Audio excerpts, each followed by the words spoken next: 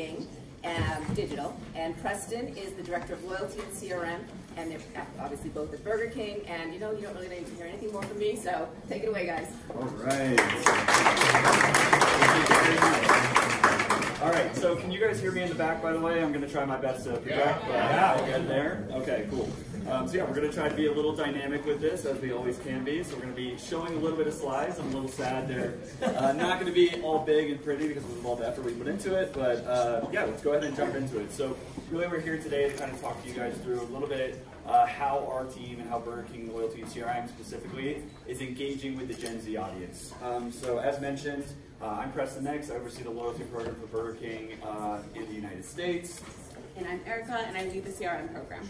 And all right, so for today, what we're really going to do is we want to give you guys a bit of an overview of our loyalty and CRM program, talk a little bit about our KPIs, kind of our strategies for success, jump into a little bit of like a deep dive of who the Gen Z consumer is and what we see about that, and then really what are the strategies and the different ways that we're approaching that consumer and that guest, and then kind of wrap it up with what we view the secret recipe as.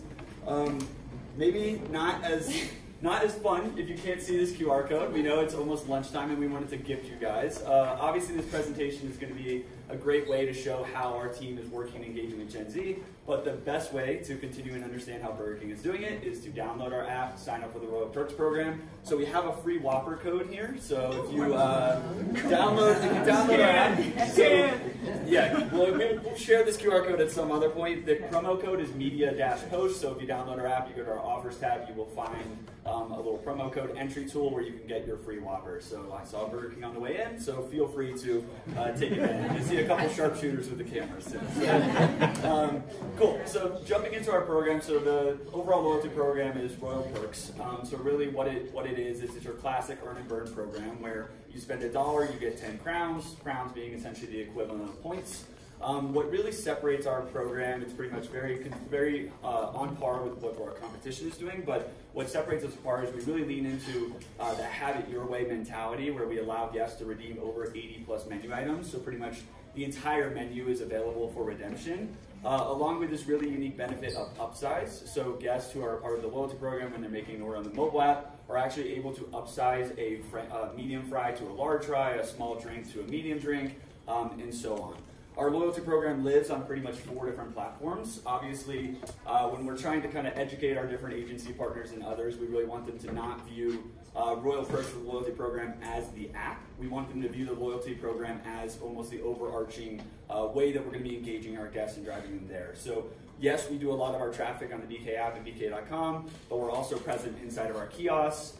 We have CC token linking, so you can save a credit card on our app and actually just go make a purchase in store, which we've seen a lot of engagement from on that side. And then we are, I think there was a lot of conversations yesterday, we are still on this journey of cracking the code of how guests will be able to identify and work at the drive-thru because we know over 70% of all orders are coming through there. So when we really jump into the larger KPIs of our program, we really break it down into kind of 3 different areas of what our team is really focused on driving. The first one is really driving traffic to our platform. So traffic being essentially getting people to download our app, just like I got some of you guys to download the app. Download our app, go to our website and engage with the different program there.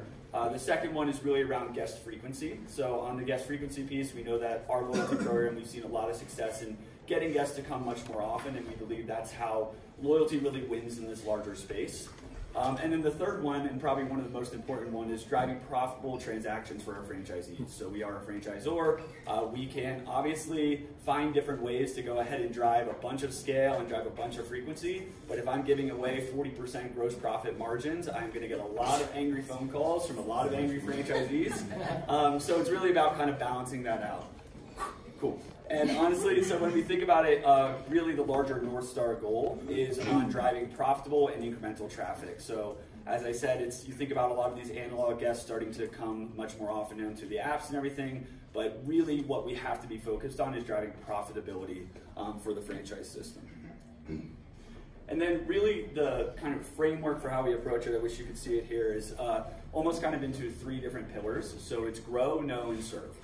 So the grow part is really focused around kind of driving that larger scale. So making sure that we're connected to our larger national calendar with what our different types of marketing teams and our other partners are doing different things with targeted media and other work there. The next one is really knowing our guest. So using all the different data, the different types of areas of information we're learning about that guest to build almost that larger unified profile of a consumer. And then obviously the next is really serving the guest. So using that different data and that information of what you know about that guest to serve them the right communications, the right types of coupon offers, incentives, and then also the right types of experiences and also product features. And you can see down here, if you can't see, really focused on different things like kind of driving scale, frequency, brand love. I think brand love is a big one. I think we talked about it a little bit in the roundtable as well yesterday, is really finding a way to make sure that our loyalty program can drive brand love in the way of as a utility for our marketing organization. So it's a way that we're going to be able to connect with all our more emerging consumers and different guests there. So really focusing on how we can be beyond just a loyalty program living on an app and be almost representatives of the brand. And then really what we're going to talk to you guys about today is around that, how we're kind of engaging and working with that Gen Z consumer. So what we have here is really that, and I think we've heard it pretty much through all the different presentations, is that there is no more consumer who's essentially experiencing things in one channel and one channel only. It is a larger, more connected consumer. So that consumer is experiencing us on our mobile apps, at our drive-thru, in-store, offline, on TikTok, all different channels. And it's really thinking about how do you kind of get an understanding of that unified profile and that guest to kind of drive that larger, more incremental transactions along the way. So with that being said, I'm going to pass over to Erica to talk about how we are targeting Gen Z with this work. Yes. Okay. So I also do have to call out, we may or may not have gotten lost on a mountain today, and I may still be trying to catch my breath. So just calling that out. It's fine. Okay, so when we talk about this like omni-channel approach, right, we need to really make sure that we are accounting for all audiences. And Gen Z, again, is very up and coming. They currently make up 27% of the total US population. And then when you think about that further, they're also going to be the most multiculturally diverse generation in American history. And so one key call out that we wanted to make too is that their attention span, not surprisingly, is actually only 8 seconds versus 12 seconds for millennials. So a key call out when we think about relevant content to serve them. Okay, and then millennials still make up our largest audience. So they are still 31.1% of our total audience. So we need to make sure that we are also tailoring something that doesn't isolate these audiences. And then Gen Z is quickly growing, and they're currently 21.4% of our audience. And so I think everyone here knows the key differences between these two generations. But the one that we wanted to call out here and focus on is the digital aspect. So when you think about millennials, they were really part of this analog to digital transition. So they were really our key target to that, kind of along for the ride as all of the companies, all of the brands have been making that transition. Versus our Gen Z audience was born into a digital world. So they don't see digital as like an ease to purchase, a more simple approach. They see it as an expectation. And we really need to take that into account when we're building these larger brand strategies. Okay, and so tailoring our strategies to serve these guests. So the 4 ways that we've been approaching this are attracting these guests through embracing authenticity. That was something that was echoed throughout yesterday. I know that being an authentic brand is really true to everyone. And then orchestrating a seamless experience. Anticipating the guest needs and then catering recommendations. So really big on the personalized recommendations across the board. And then lastly, delivering innovative experiences through our large-scale promotions. All right, jumping right into authenticity, I think that everyone can agree that authenticity is important to everyone. But when we think about Gen Z, 92% of them say that authenticity is something that they value when making any purchases across the board. So that's something that we need to really, really hone in on across all of our campaigns, across all of our channels. And so what we've been really leaning into is this personalization or customization aspect across our programs. So what you can see here in very small, maybe we can like send this out after. Actually, I was going to announce that Brian, again, yay, he said that he will somehow get all of your decks. You guys work so hard on it. They will be posted on our site in some way and shared, so everyone is seeing all the great work you guys have done. So just as a heads up. My wrists are hurting. I'm like shaking, so I hope you guys can see it. Yeah, so you can see this cool content afterwards. But the one that we have here is, that was called our Ways to Whopper campaign. So the premise of that campaign was focusing on the 220,000 ways that you can actually build a Whopper. So through various customizations within the app, you were able to make, again, 220,000 different variations. And so the way that we leaned into that too was just like, you can really have it your way. So in the actual email content itself, it was personalized. It would say Preston's Whopper. It also gave the ability to save that within the app and kind of have that as a favorite moving forward. Oh, and Erica, just so you know, I think we have something recording you guys too, that we can get some digital. So you're still recording, just beautiful. Again, no firing. Okay, fantastic. All right. Okay, so, and then orchestrating a seamless experience across all channels. So again, omni-channel approach, something that we've all discussed very heavily over the past 2 days. You can see here, this is one of our Royal Meltness campaigns, recent, it was done in March. We activated across all channels, so in-app, push notification, email, text messaging, and social media. And so one thing we wanted to call out here, and something that we wanted to mention, is I think historically, as a lot of these digital channels have been growing, a lot of brands have taken the approach of just like, hit all your guests across every single channel, right? We just want to communicate as much as possible. And the approach that we've really taken and pulled back on is that we need to be strategic in that. We need to make sure that we're touching them at their preferred channel. So whether that's SMS, as we all know, is a very intrusive form of communication. So there's a specific audience who prefers that, whether they prefer email, in-app, social. What we need to do is tailor the communications and then also make sure that wherever they are organically coming in, that we're serving them the same content. So they're seeing the same experience across the board. Got it? I guess. Okay. All right, and then anticipating guest needs and catering recommendations. So when we think about first-party data, when users, and again, me as a consumer as well, when I'm giving my personal information to any sort of brand, I'm expecting something out of it. Whether that's a very personalized experience, whether that is some compensation in the form of a reward, an offer. There's an expectation there that we are using their data in an appropriate manner. And so we've really been able to do that in just all of our triggered communications, and then also doing a lot of personalized recommendations. So I think, let me not get this wrong, 77% of Gen Zers account for personal recommendations when they're making purchases with brands. So that's something that we've really leaned into, whether that is recommendations based on what they've already purchased, what would pair really nicely with what they've purchased. Another one is day parts. So are they a breakfast user, right? Do they swing by on the way to work? Do they like going during lunch? Do they take their families at night? So we really need to think about those different day parts and how we're tailoring that. And then another way too, I think it might be on this slide. Maybe it was the one before, but something that we're going to call out either way, is that when we think about all of this too, our loyalty program actually has 80 plus options. So making sure that we're accounting for every single food group, every single day part, anything that they could want, making sure that we have that customization for them. Can you hold it now? Honestly, yeah, so and then the final piece is really around like delivering an innovative experience. So one of the things that we see is that 60% of Gen Z is really thinking about driving and pushing more for innovation and what they want. And this is one of those exciting areas. I was lucky enough to be at the Birkin Digital team when we launched Whopper Detour in 2018. And I think that was kind of one of the bigger starts that we had from a digital perspective of where we were able to find kind of driving innovation and the potential that can do for kind of driving adoption of your overall program. But also I think what we really have been looking for is how can we be innovative and innovative in a space where we're not just relying on discounting and different types of offers and rewards, but thinking about how do we provide those experiences and attract that different type of consumer. So we've been down this journey for pretty long time, honestly. So one of the bigger campaigns we did was a Robinhood crypto campaign. So we partnered with Robinhood at one point where this was when crypto was very hot, at the point it's really, so it's $60,000 Bitcoin at that time when we launched the campaign. So you could make a purchase of $5 or more on our app, and then essentially you got an email where essentially you were awarded either a Dogecoin, Ethereum, or Bitcoin. We saw a lot of major success from that in terms of not only just PR, but also driving signups and driving engagement across the board on social and all of our different channels. And then recently, one of the more exciting ones that we've been able to launch was Whole Lotta Crowns. So this one we actually launched about a week ago. What this campaign is really focused on is how do we kind of drive an innovative experience and an engagement side for our most highly frequent and most loyal Royal Perks guests. So how it kind of works is that you can use your crowns, use your points to enter into a daily giveaway of $3,000.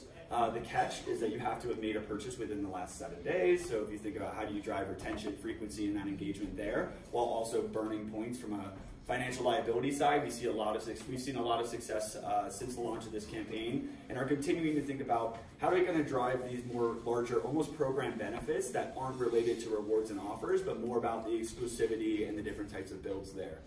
And then I think I'm going to take us home in terms of the secret recipe. I think what we see here is just really focused on how you're going to be able to kind of engage with Gen G. The first thing is really going to be around building that singular view of that guest. I think we all can agree that having tons and tons of data is great, but if you don't have a team that can't put together that unified profile of that consumer, knowing those different touch points, you're not going to be able to activate in the way that you want to. So it's really key to work with your different analytics, insights partners, to kind of work and build that more unified view of that guest on that side. A customer-centric strategy, so as we said, Gen Z, I would even argue millennials, they expect things to be delivered to them right away in almost the way that they want it. They want to be able to absorb information through the right channel and the right experiences along the way, so continuing to kind of be pushing that along and then delivering the innovative experiences. So remaining culturally relevant. I think we've seen that consistently in all of the presentations that we had in terms of how do you kind of just be at the top of the mind for that consumer and how do you continue to engage that guest beyond just those rewards. So really,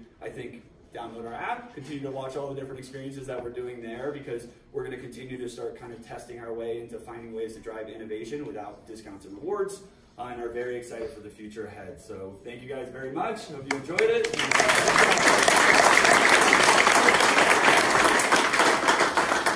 Any questions for these guys? Over here. Just let us know who you are, where you're from. Chris McDonald from NextGen. You mentioned testing customers where they want to be, how they want to be contacted, not just last name across all channels. How do you find that out? Like, what's your process to figure out what channel they want to be contacted on? Yeah, so twofold. So we've been really digging in with our agency partner, who is sitting right over there, Merkel.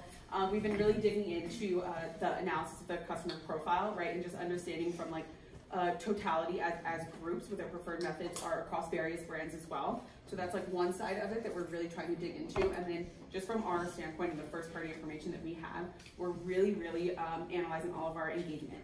So whether that's something that, even throughout the promotions, when we are hitting them across every single channel, it's very clear which ones they're engaging with. So if they're not opening an email for 7 days, if they're clicking every single push notification, if they're opting out of text messaging when we're sending them 3 over a span of a month, it's very clear how they're behaving with that, and so we tailor accordingly. And so I think an example of that too is with Whole Lot of Crowns. It's one that we almost take the approach, at least historically that's what we've done. We will have the strategy up front that we are going to hit them across every single one, and we very quickly get that information within a week of they don't want any more push notifications. They want emails a lot less often, but they really do enjoy the text messaging. And then we'll kind of shift and be dynamic throughout the campaign. Aaron Arby's, your recent campaign, the over 200,000 ways to have your Whopper your way, right?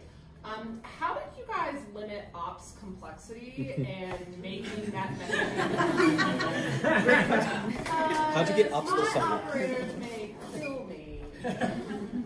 I'm gonna block that out. So, honestly, so or we can talk later. No, we can talk later. But I think, I think when we're all marketers here, so we like to put a little bit of a twist in terms when we talk Whopper combinations. So we're not telling guests that they can essentially put a chicken patty on top of a Whopper. It's really about, are you putting light, medium, heavy mayo, light, medium, heavy lettuce? So that's a little bit of kind of how you contain that. But I think also from just a brand perspective, from an overall brand perspective, the brand pushed a lot behind it in terms of the operations side. So a lot of communication out to our operators. It's a big kudos to our digital operations team that's kind of communicating these different types of things out. And then I think on that customization piece, that is what we view as the power of digital. In terms of, you're not having a guest that's coming up to a drive-thru and essentially being like, yeah, can I get a Whopper with light lettuce, actually make that heavy, can I get a tomato, can I get this, can I get that? That's very complex. But when you're sitting on your app and you're ordering in a mobile order and you're doing those customizations on your own and not engaging that team member, all you're hitting it's hitting the KDS, and then they're going to be able to see that order and those different customizations. So that was kind of how we featured into it, but I would say very much any initiative we launch, anything we do is right in line with our operations teams, with our franchisees as well. There's nothing we can, like I said, I can't get any more phone calls from franchisees along the way. So it's really all about essentially just making sure we deliver the perfect experience both for the guest, but also for the franchisees as well. So. And I think one other thing to call out too is that we all know that our legal teams are really fun when deploying anything. And so this is when we almost leveraged our constraints. Right, so if you, when the deck is sent out and you guys see it, the email actually had a revolving screen it had a phone on it, and then it had the revolving ingredients. And so that was something that legal was like, you need to explicitly tell them they can only do onions and tomato and lettuce, and we're like, we're not going to call that out in like our header on the email, right? So this was almost our like win-win in that situation. We made it like very dynamic, a very fun play, but that was our way of saying these are the ingredients that you're able to play with versus like to his point adding a chicken patty and adding like nuggets on top. So it was really helping the operational aspect as well. So did you have someone actually like count up all the ways that you could customize Yes. your Whopper to make that happen? Yeah. Yes. It's a great moment. Yeah, but like, can I add a chicken patty? Not yet. So, we'll call it a menu hack. You can order two. Just put them on top. I wanted one more question. Just, I'm gonna do you're it talking now. about, you're seeing when people are wanting, if they're not wanting the email, if they're not going to that. Yeah. So with this digital mindset and attracting this younger audience, how is that changing up your mix, your media mix, in the sense of where now is the higher priority to invest? And I mean, I'm assuming it's changed since, pre all of this. I'll take that one, knowing like just from like a PR legal side as well what we can share. But I think yes, like over the years, like we have definitely, I would say, like we started our digital journey at Burger King probably about 5.5 years ago. 6 years ago, we relaunched our app in August 2018, and have been down this larger journey of introducing loyalty and everything else. And I think it's just a consistent battle in terms of internally of how you have to kind of sell the program and the different work that we're doing. But I would say that a lot of the leadership team at Burger King really does believe in digital and believes it is the future. It's one of those things you can no longer ignore. You look at the data, you look at the different things you're seeing. People are interacting and engaging with you on digital devices, and then essentially, if we want to be able to get ahead in terms of how do we acquire this larger Gen Z guest, and we have Gen Alpha coming up the pipeline as well, is really we're going to have to meet them on the digital channels. So I would say that internally we have seen a shift towards more of a digital side and more almost pressure in terms of how do we kind of push the loyalty program forward. So continue to kind of build that out on that side. So sorry, that was a political answer. Eric, President, thank you so much. Thank you.